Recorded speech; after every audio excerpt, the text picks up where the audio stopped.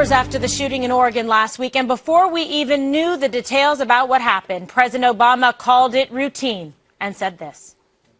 What's also routine is that somebody somewhere will comment and say, Obama politicized this issue. Well, this is something we should politicize. It is relevant to our common life together, to the body politic. Since then, he and many on the left have done just that by calling for stricter gun laws. Today, he was in Oregon to meet privately with the families of victims. Hundreds were out protesting the visit and criticizing Obama for using the tragedy to push his political agenda. A lot of criticism here coming from the left saying that the president is using this opportunity to his own political advantage. How do you see it, Kirsten? Well, it's true that it is to his political advantage, but I also think that if you are a person who thinks that we need to have stricter gun laws, that it bothers me that whenever there's a shooting that people say you can't say that or you're being political. It's like, well, okay, but that's my position. I think that we probably could have some stricter gun laws.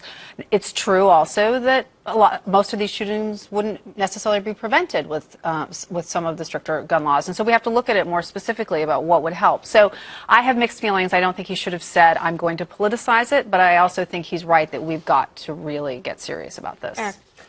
Agree.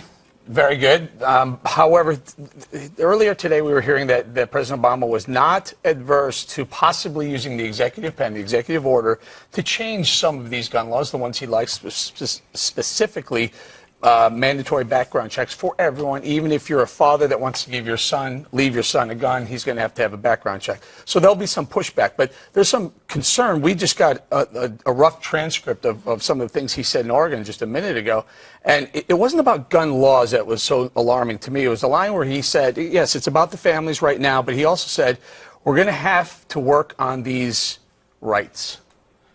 You're not going to work on the rights. We have a Second Amendment right to keep and bear arms. You can work around some of the laws and play your games with the executive order and try and get stuff through Congress, but you're not going to work on the rights. So I think, the problem is, I think that's what he really wants to do. He wants to play with the rights more than the laws. Okay, Dana, what about the politicizing the situation, the fact that there was protesters out there, people really feeling perhaps the president was, again, using this to his political advantage, pushing forward his personal beliefs, his ideology, because, in light of the protesters out there?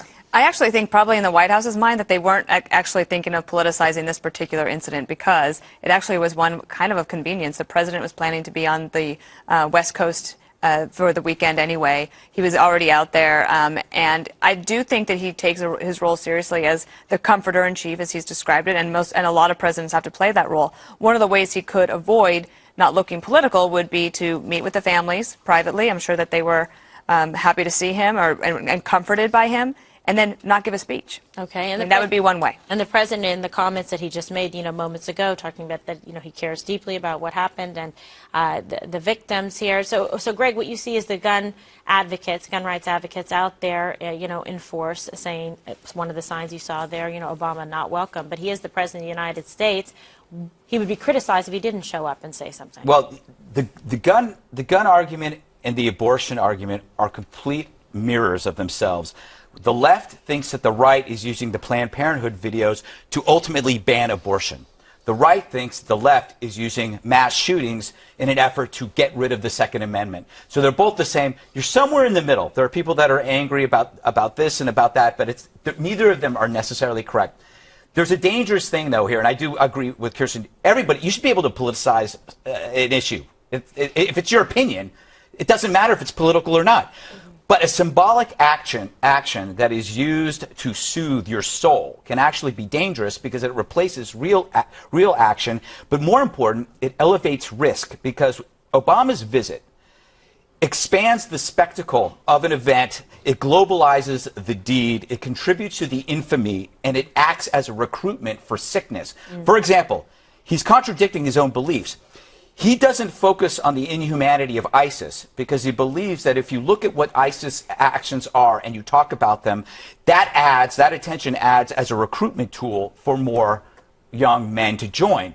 How is this any different than creating a spectacle out of a mass shooting? We should, as a media force, ignore or treat this as a mundane tragedy and move on rather than create a spectacle, he contradicts himself.